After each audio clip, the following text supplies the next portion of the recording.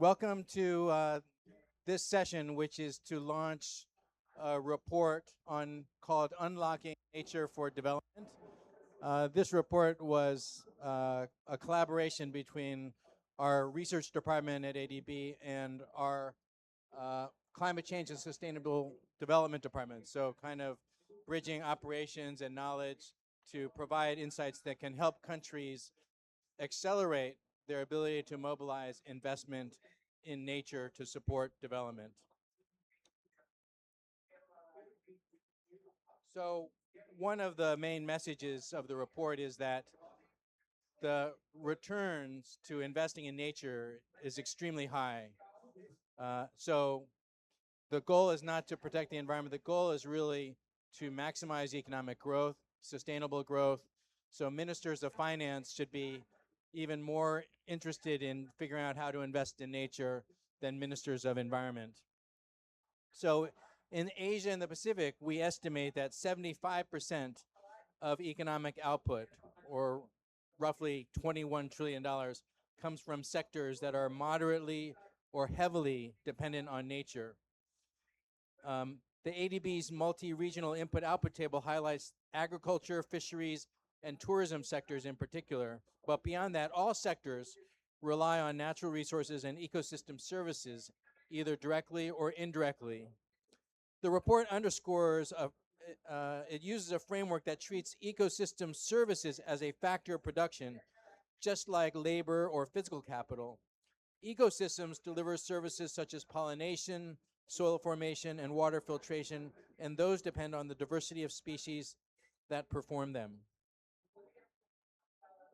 So the healthy ecosystem delivers many different dividends. The first, of course, is health. That safe water and sanitation can prevent 1.7 billion cases of diarrhea each year, and access to parks and green space has been estimated to generate $2.2 trillion in mental health benefits annually. Second, jobs and productivity. The World Economic Forum estimates that a $2.7 trillion investment in sustainable transitions could unlock $10 trillion in new business value and create 400 million jobs by 2030. Third, fiscal efficiency. Nature-based infrastructure often costs less than half of gray infrastructure while providing greater protection. Coral reefs, for instance, already save Pacific economies millions of dollars each year in avoided storm damage. And beyond these measurable returns, like cultural, intrinsic, and option values that are harder to quantify but no less important.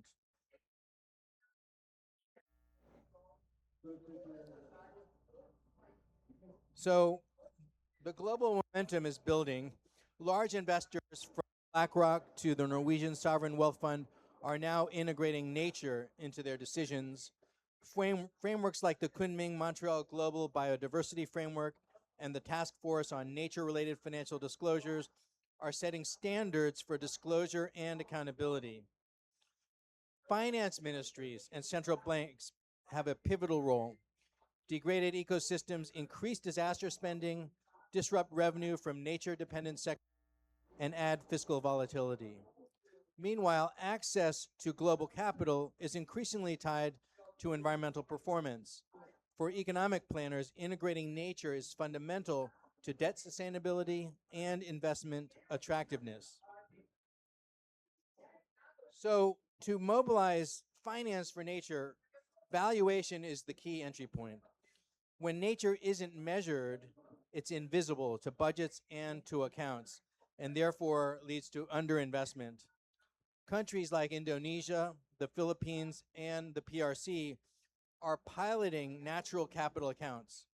But the core issue is that financing remains far below what is needed to protect, restore, and sustainably manage ecosystems. The biodiversity funding gap is estimated at $940 billion per year. Why? Because markets still fail to price the full costs of degradation and the benefits of restoration, from pollution externalities and public goods spillovers to short-term profit incentives. So, I wanted to go back. Yeah. So addressing these market failures about externalities, the lack of clear property rights, requires upgrading what we call the operating system of nature finance. And this is composed of governance, policy, and data. Governance sets the rules, policy drives implementation, and data provides the evidence base. Together, they enable investment to occur at scale. So, strong governance defines clear property rights and responsibilities, reduces risks, and builds investor confidence.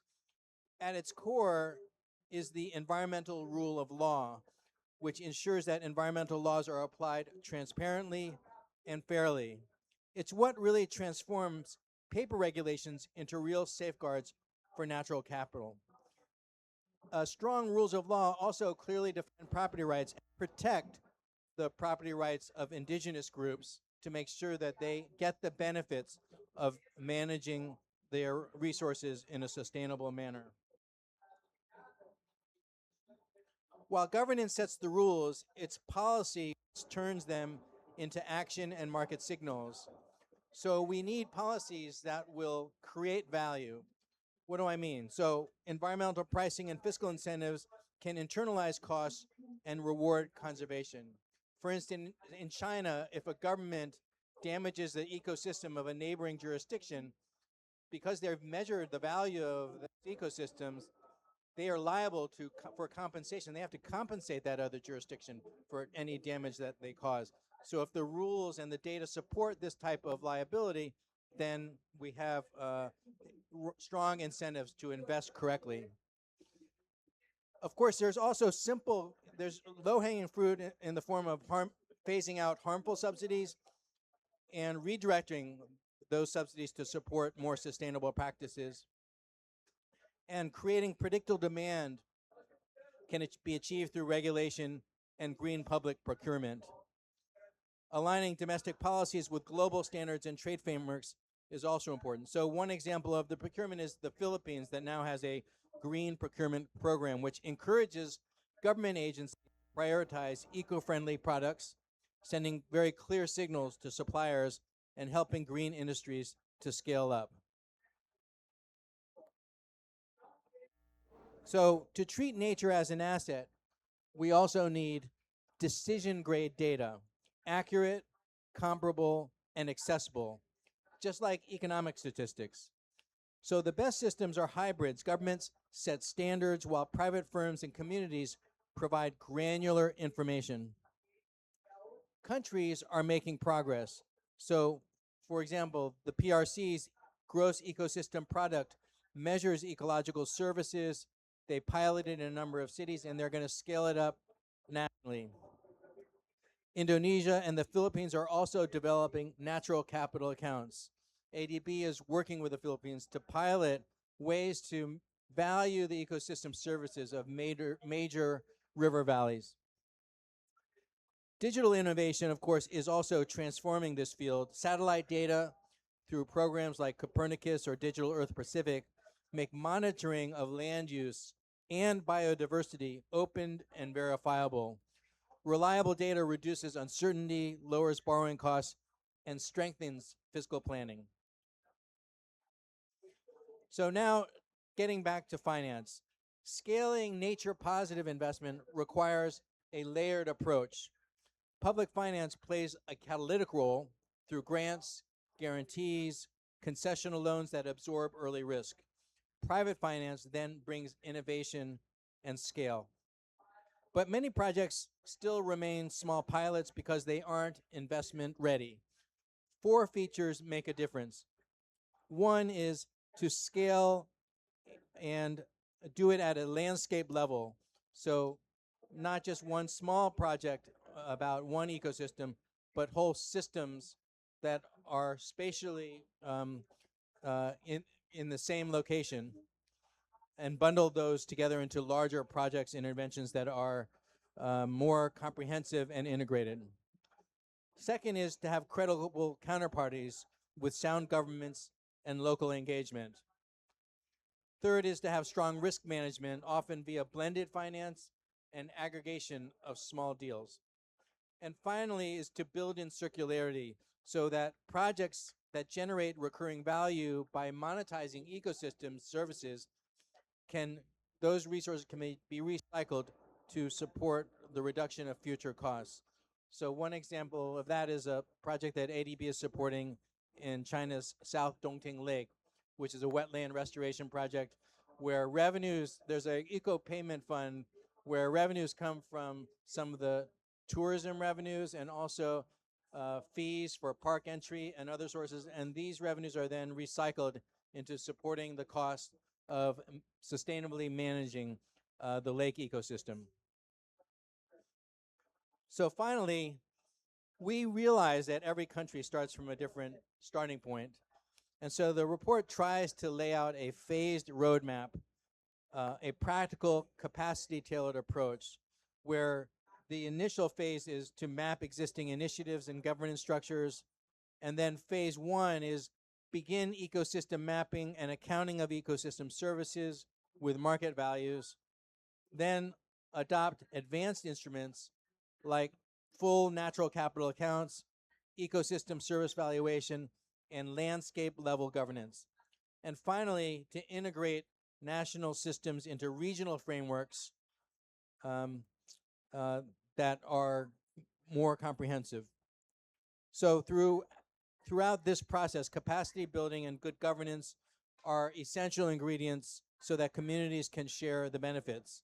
And the takeaway, of course, is clear that upgrading governance, policy, and data, our operating system, can unlock nature finance at scale and turn ecosystems into competitive assets, and it can turn resilience into growth.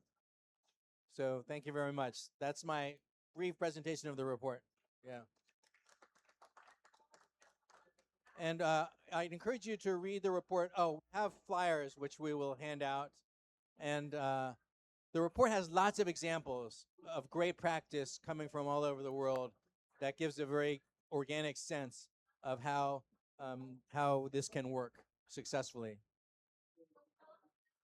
Okay, so the next part of the program is we're going to have a panel discussion. And we have three panelists on the program, two of which are here. So let me introduce them. The first is Yoko Watanabe, who is Director of Environment at the Asian Development Bank. And so really is in charge of how we put these nature finance principles into practice and support development outcomes. The second panelist is Bat Ulzi, the Director General of the Policy Planning Department, Ministry of Environment and Climate Change, Government of Mongolia. And the last panelist, if he arrives, is Eric Berghoff, who is the Chief Economist at the Asian Infrastructure Investment Bank, which has pioneered thinking of nature as infrastructure. And Eric was a senior advisor on our report as well. Okay, I'm not sure if he's going to make it, though. Okay, so let me sit down and then we can have a short discussion.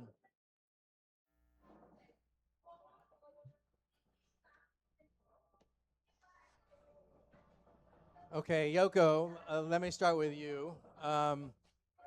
So we are having a session tomorrow on scaling up nature finance. So how do you think please share any reactions you have to the report overall, but also how do you think the report can help in ADB's efforts to actually implement this in the field and support development?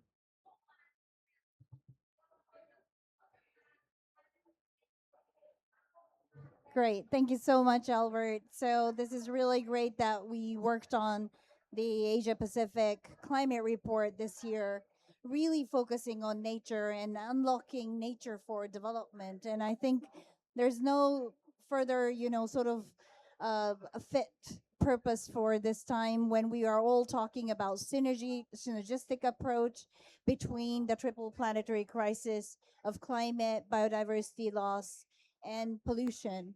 And that's exactly what Asian Development Bank is trying to do.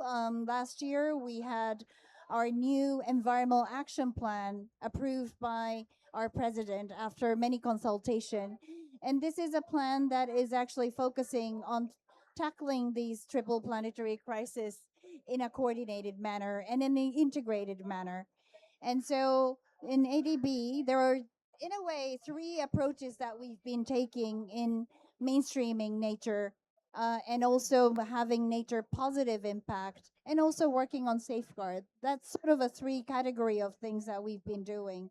So one, on the nature positive side, we've been really trying to increase our portfolio related to nature, and particularly wetlands and forests, and also um, coastal management and ocean, and those portfolio to be expanded, because as you just rightly mentioned, 75% of our economy is reliant on nature. And so we're talking about not only nature is a good thing to conserve, but this is a really vital resources for our economy and our society. So we're expanding that. The second part of what we're trying to do is mainstreaming nature in our sector work.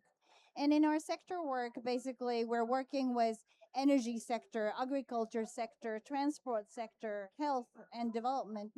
These all sectors have intersect with the environment and nature elements because, for example, agriculture is one of the largest threat to actually nature, but at the same time, the largest opportunity to tackle and do it right. So if we did regenerative agriculture and other technologies to reduce pressure to the soil and nurture the soils more effectively, we would have more production and more sustainable production. And lastly, on the safeguard, we just updated the safeguard on environment and social framework, and that is a vehicle to make sure that each of the project really do assessment on nature and social elements and do a robust plan so that we address the environmental issues. But what this report really is helpful is I really think that it really raises not only internal capacity and awareness on the synergy and the need to really tackle on nature issues as a economic sort of vehicle. It is also giving a signal to external sort of client that ADB is ready to invest and support in these areas. And I think for that, it really is a sort of a key, sort of a flagship publication that we can utilize not only this year at the sort of a launch, but also for coming years to implement both of the Paris Agreement, also on the Kunming Montreal global biodiversity framework, and all other sort of commitment that the country have, and also the private sector who are interested in investing more. I'll stop here for now and hand it over to the others. Great. Maybe I'll move over to our second speaker, Pat Ozi, and maybe you can just say a few words about what you think the opportunities are in Mongolia for investing more in nature, and are there any plans or initiatives that your department has to try to support more investment in nature? Thank you very much. Very happy to be here. As a Mongolian government, we just submitted our NDC 3.0, actually very ambitious goal. By 2035, we're going to reduce the carbon emission by 30.3%, and because of that, we actually working with many governments. Just now, we already working with the Japanese government and also Korean government, but we just signed an Paris 6.2 agreement with Singapore, and also after 2 days, 3 days, we're gonna sign a agreement with the Swiss government.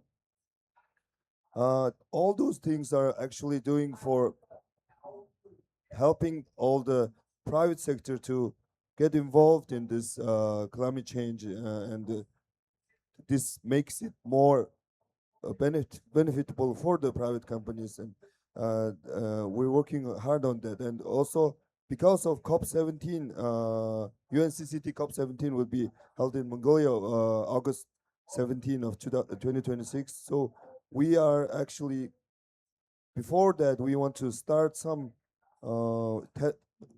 example good projects to fight the climate change, right? So we are getting there, and we also lately Mongolian government is very focused on the law of the nature, how we uh, because traditionally Mongolians are more like we don't get into the forest. Like the law is forbidden to get into the forest.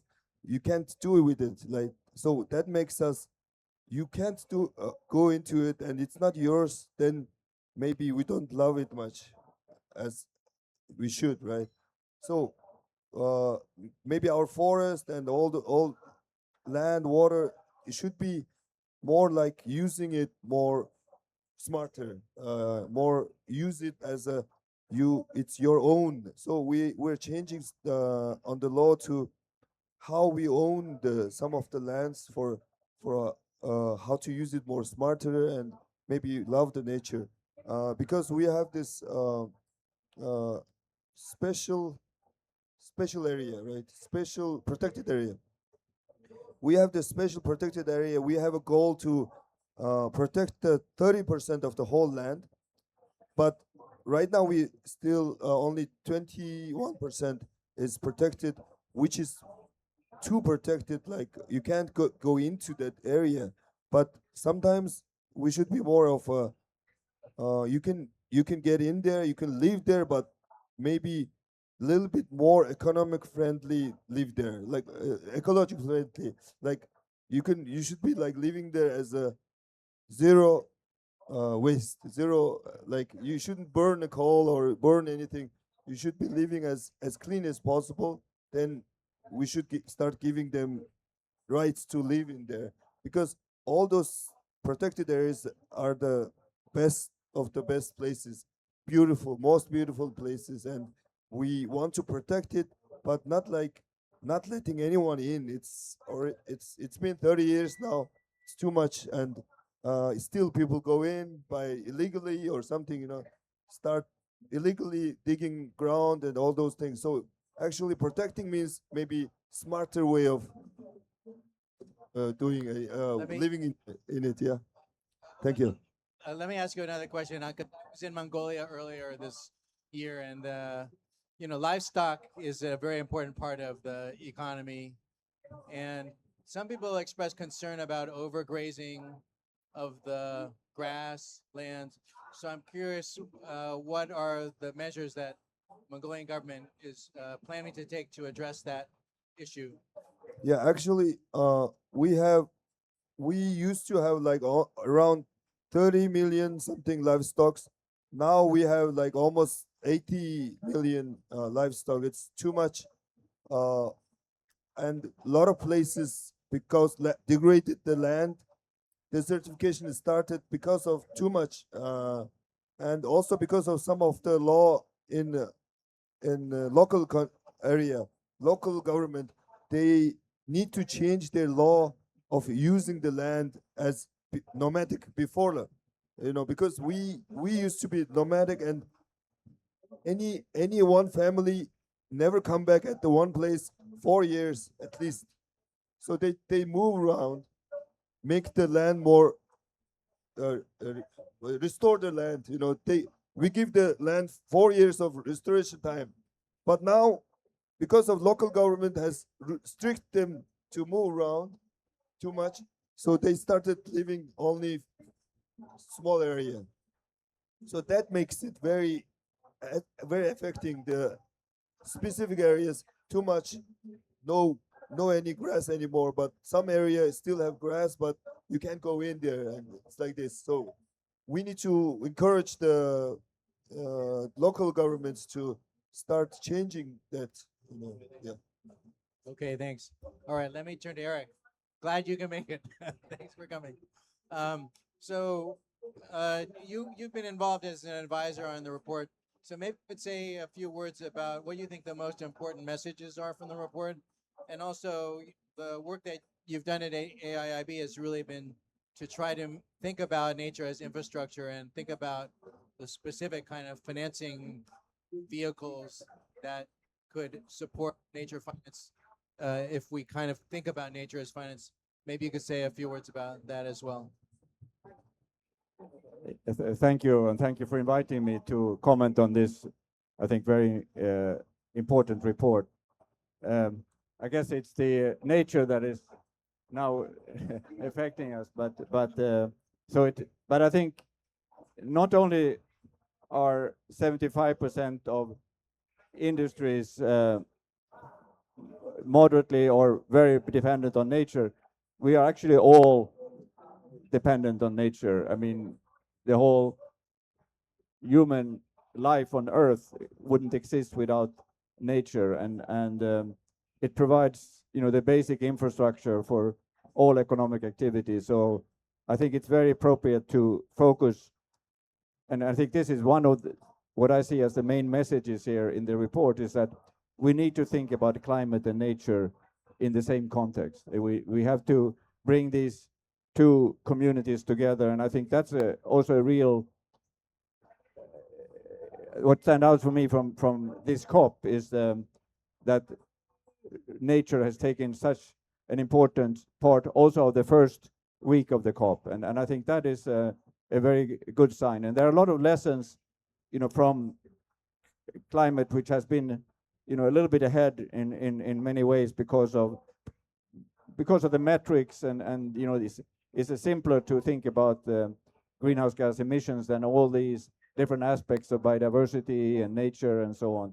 So it has maybe been 10 years ahead or so on some of the issues, but it also has made a lot of mistakes, I would say, over time, that is hurting us now when we are fighting for climate, and we need to learn from those mistakes as well. I mean, I'm thinking, for example, of, you know, some of the carbon offsetting, which is, if you really were to implement that in the nature space, it would be even worse than for carbon. So I would say this is the number one message in this report, is that we need to think about these things in an integrated way. We should bring these communities together.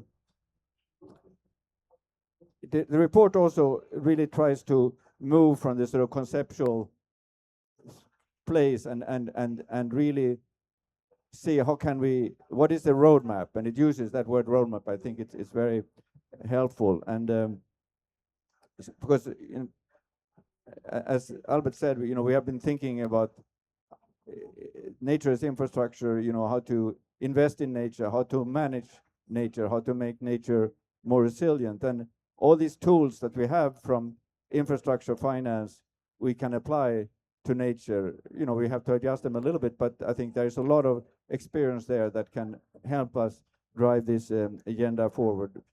And you know, one of these is the public-private partnership, you know, where you need, both at the conceptual level, think about how can the public and the private side come together, and but also at the specific contractual structures that you have from PPP experience. But I think what the report brings out very nicely is the importance of the public side, and that you need to think about, you know, this will never work. You will not get the private sector into nature finance without having a public side. And it's about the policy space, the regulatory space, but it's also probably about financing in some way or another. There are many examples out there. China, for example, has this eco compensation scheme that is used calculating the value of nature using what they call a gross environmental product, and I think that is the way we have to go. So I would say that and I should maybe say that up front, you know, the fact that nature is so important doesn't come out in a lot of economic modeling and national accounts and so on. So the valuation piece is so extremely important. Since it's raining so much here now, we have looked at these flying rivers, there where moisture is propelled up in the atmosphere particularly from forests like the Amazon here.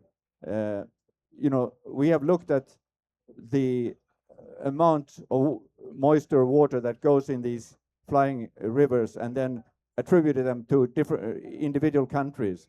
And Brazil alone accounts for 43% of these flying rivers. And these flying rivers from Brazil goes to Africa, very importantly, goes a bit to Europe, very importantly to India, and even to China and to the Antarctic. So if we were to start valuing this water, it's one thing that a lot of things, these ecosystem services that we want to value when we finance nature, but that's a little abstract. But water is very concrete. If we just put a price on water, the debt of the rest of the world to Brazil and more generally to the Congo Basin, to Indonesia, would be very large. And that is, I think, where we have to start. We have to value nature, and for that we need involvement from the public side. Part of the regulatory framework has to be that. Maybe maybe as a last point, given that the public side is so important, state capacity will be a very important aspect of this. So many of these projects in the nature space are quite complex, and we need to really think about how can we, in different countries, in different contexts, how can we achieve these goals, and probably have to be realistic that in some places it's we need to think in slightly different ways. So just want to put that on the table, that this is possibly the most complicated challenge that we are facing in developmental terms, to bring state capacity to achieve these objectives. And maybe the very last point is that, yes, we need to connect climate and nature, but I think we also need to connect climate, nature, and human health, because without taking into account the human health aspect of this, and we know that air pollution, heat, the spread of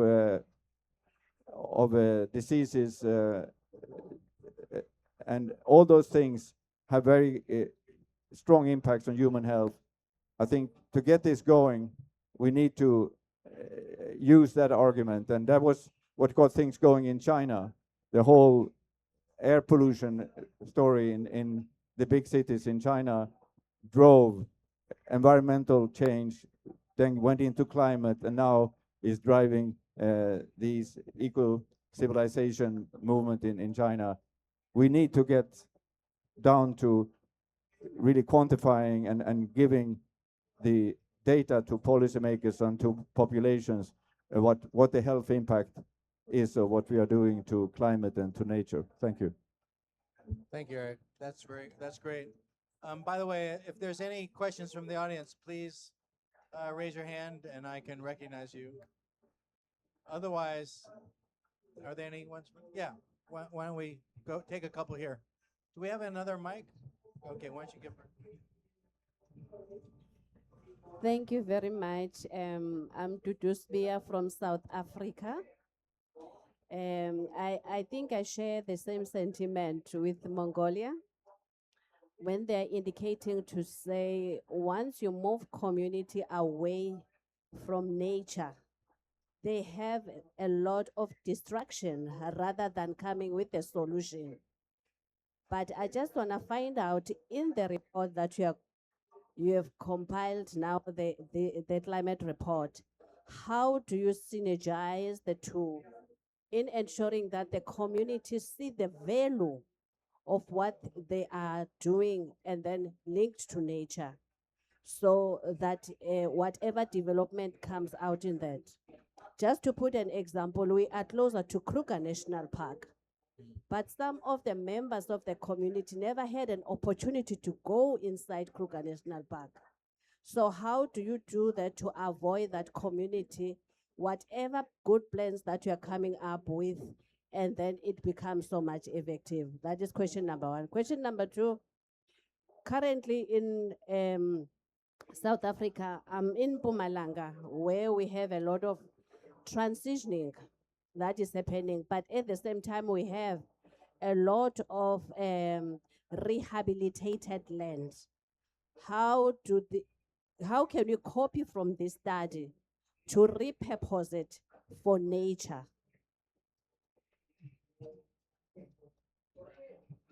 Over here. Hi, hello. My name is Jackie. I am a Master's of Environment and MBA student from Duke University. Also work here representing the Coalition for Rainforest Nations. My question is, so a lot of these banks that you work for have to maintain a AAA credit rating, and a lot of these projects currently are considered unbankable or difficult for bankability. How do you work with any organizations to try and pilot projects, or how do you make those projects more bankable, because you have, you have to kind of satisfy your own kind of investors? Yeah, there. Right. Oh, one more, and then we'll take it back to the panel. Last question. Okay. Hi, everyone. My name is Nakita from Cameroon. So my question was just to follow up on her. How do we make nature a priority especially in developing countries, in the sense that now in the national development strategies, there are other priorities, for instance, end hunger, create jobs, more education. How do we make nature a priority in these countries? Thank you. Right. Okay. I'm going to let Yoko answer the first question, which was about how can you get local communities to be motivated and empowered to participate in investing in nature. Great. No, thank you very much. And I'll try to cover others as well a little bit. So, first of all, in terms of how these nature investments that we are promoting can really, reach out to local communities and benefit the local communities, and particularly indigenous peoples and women's group and youth, is a real, challenge as well as opportunity in my view.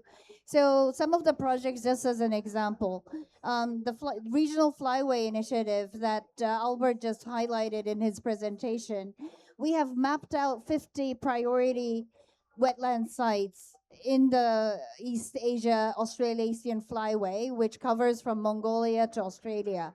And in these wetlands, local communities are the steward of these resources. So what we have done is we mapped out the whole, important biodiversity and also migratory species who are flying through these areas, and also came up with local communities on what are the next key actions are. So there were many workshops actually to do these 50 sites, and I've witnessed some of them in Philippines and others. But these are really a consultative process to come up with a viable action. And it's also not just for conservation. I mean, the local communities rely on these resources. So by using wetland as a water source, they are able to use, agriculture more predictively, or use these resources for ecotourism and other initiatives. So we've been mapping out these sites along the regional sort of corridor, and be able to come up with sort of the solution together with local communities. And I think we can highlight that some of these investment from the government, but also some of these will go to SMEs, like the small medium enterprises, so that they can use those sort of small loans to increase their productive, profit, and grow their businesses. So there's some of their example, but I just wanted to also cover the de-risking part and how to make it bankable, because that's exactly the question that we have been raising at ADB, and we developed the Nature Solutions Finance Hub. And this Nature Solutions Finance Hub is a vehicle. Basically, we have three pillars, but one is to really originate some of these bankable projects by scaling some of the great examples that local communities and others have done, and make it to a next level by bringing in the sovereign and non-sovereign, both public and private sector finance. And what we're doing is identify some of the key opportunities in the countries to develop these projects, and also bring in innovative financing like biodiversity bond and biodiversity credits. We're also working on debt for nature swap to bring in the needed private capital into investing in these large scale origination of project. And in this initiative, we are aiming for $5 billion investment towards 2030. And it's not only ADB, but the AFD, the French, the OPEC fund, also now EU and the Germans are also coming in to the platform to invest together. So I think these are great examples that I can share. Eric, did you want to add anything to respond to any of these questions? Maybe to build on what Yoko was saying. So I'll give you an example. So we are working with two commercial banks in China. They have never invested really in nature before, but we have engaged with them. One of them is Huzhou Bank, which is the sort of where this whole movement of eco-civilization started in China. And so the bank is really wants to invest in this space. And so what we lend to them, and then they lend to sub-projects. And to define what we mean by nature investment, we have this methodology that we now have agreed across the MDBs. And to understand how what Yoko was saying, you have to think of a bit like a farmer that has a piece of land and wants to get as many sources of revenues as possible, and it has all to add up to make it bankable. And so what helps us in China is that there is a national eco compensation scheme that I mentioned before that gives a sort of a basic input into this project. We are also working with the French Development Agency, which I think is one of the leaders really in the development space on the agenda. We are working with Tencent. So Tencent is buying nature-based carbon credits from these projects and also contributing to training the banks. The key is here to establish the capacity of these banks to really do nature investment. So I think that's how you have to think about it. Yes, very quickly on what Nakita and also maybe goes to your question. This has to be, and Yoko and ADB has a long tradition of really working with local communities. They have to be in this from the very beginning. I've seen cases where you come in later and you say, we have this idea. Can you, what do you think? I think one really has to get them involved, from the very beginning. They have to own this really to make it work. And I'm involved in a project here in Brazil that is a little bit like, I think the enthusiasm of the initiator of this project was so strong that they ran ahead, forgetting that there were all these farmers, all these mayors, all these local communities that weren't involved, didn't feel that they owned this project. And now it takes so much more time to get it on the road again, and to get the priority right. And Nakita, it's really about, I think, the health dimension is very real for people. That's how it started in China. That is how I see it going in India. And I think that's what so bringing out the health dimension, I think it's very important. Okay, thank you very much. I think we're running out of time, so I want to invite a new speaker to come and give some closing remarks. And we're very fortunate to have Vice Minister Doi of the Ministry of the Environment of the Government of Japan. Japan has been a very important supporter of nature finance.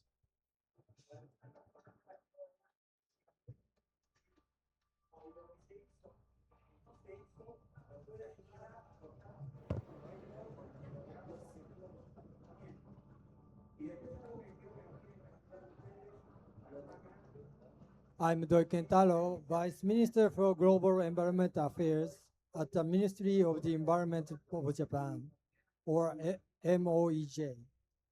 It is great honor to join this seminar on unlocking nature for development.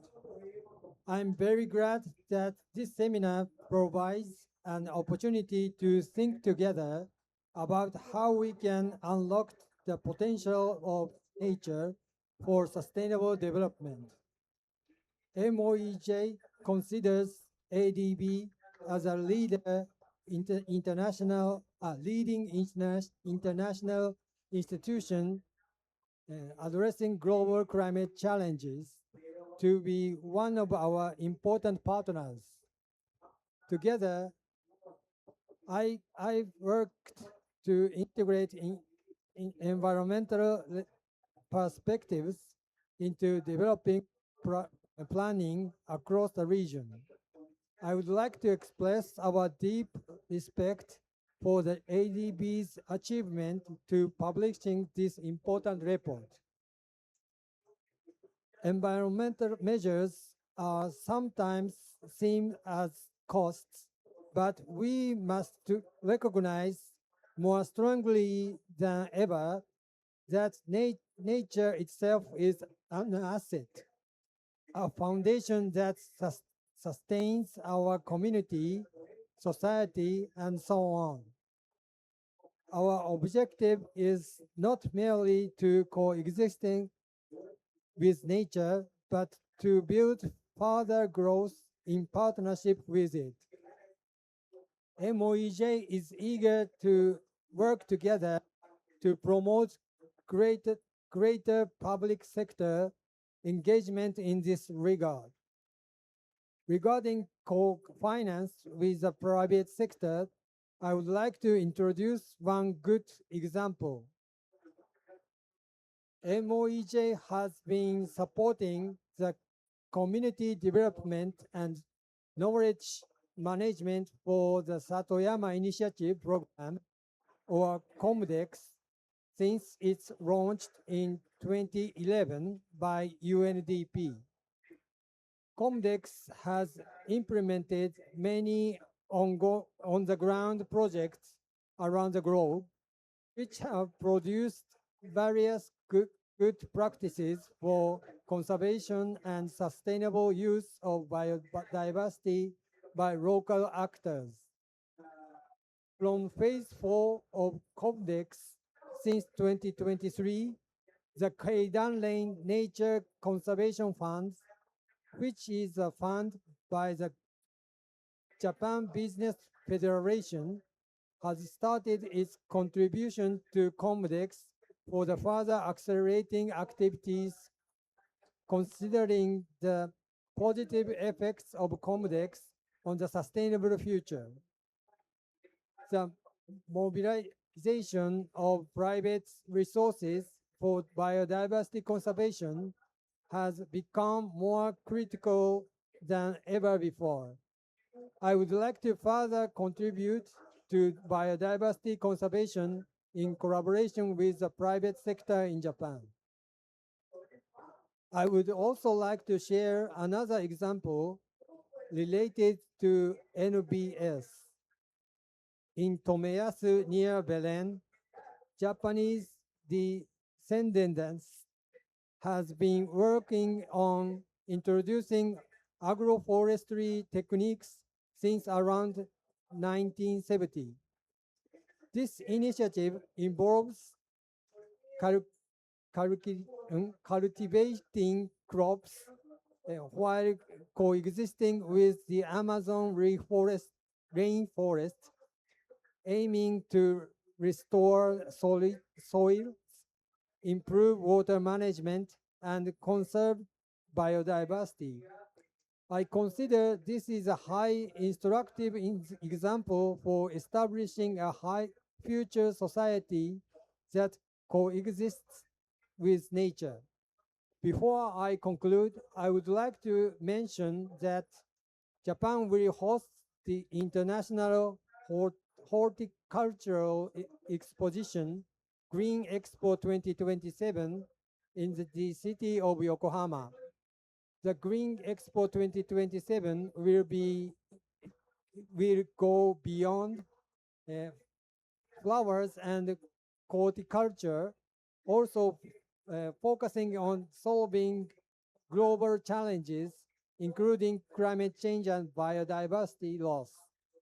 We believe This will be a unique opportunity for visitors to tangible experiences that latest approaches to concrete nature positive initiatives and to understand how such approaches can synergize with addressing climate change. We invite you to visit Yokohama in Japan and take part in Green Expo 2027. In closing, I hope this meaningful event hosted by ADB fosters further discussion, deepens friendships, and enhancing international efforts to promote synergies. Thank you very much.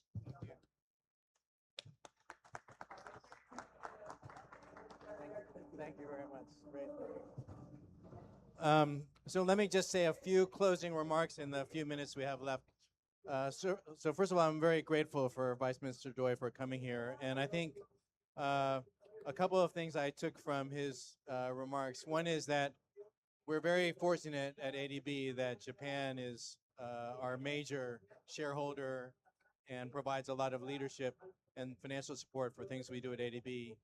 They've been very consistently supporting important development goals, including poverty reduction for many years, but now climate change and nature as well. And the support is not just for Asia Pacific, it's obviously global. They're in Africa, they're here in the Amazon, etc. The second thing I think his remarks highlights is that, you know, finance is available. There's a lot of people who care about climate and they care about nature. Governments, obviously, the private sector, and then NGOs, the whole community that we're seeing here at COP. So it's very realistic for us to think about scaling up investment in nature. One of the things that our research department is doing to support that is trying to improve how accurately we can measure these ecosystem services, which are so valuable for making nature investable. So we have a natural capital lab at ADB. We're working with Stanford experts to try to understand the geology of how different human actions affect the value of different ecosystem services. And our department is also trying to come up with new ways using big data, big literature to try to understand in specific context what the value of these services really are. So we're doing a project in Philippines, for example, where we're measuring that. If we know the value of things, if we know how much some action on land will reduce water flow, and we know how much that water matters for the yield and profits of farmers in other parts of the valley, then we can actually say how much is it worth to stop that action and either make those people who are making those actions accountable and pricing it accurately, or coming up with some other regulation to stop that harm. So this is why evaluation is so important. I wanted to end on that note. We're very happy for the report, and thank you for your attention today. Great.